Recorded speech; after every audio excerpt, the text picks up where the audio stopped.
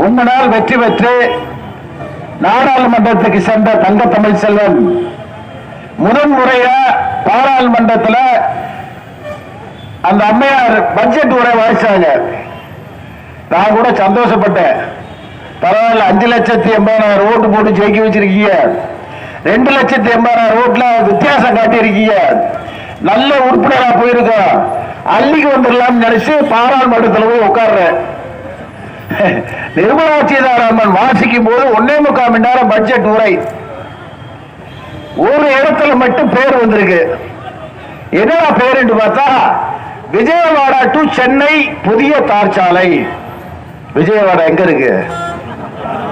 ஆந்திராவுடைய முதலமைச்சர் சந்திரபாபு நாயுடு. சந்திரபாபு ஆகிட்டு இருக்காரு, மோடி கிட்ட கூட்டணியில் இருக்காரு. மைனாரிட்டி அரசுக்கு ஆதரவு கொடுக்கிற அரசு ஆந்திரா அரசு.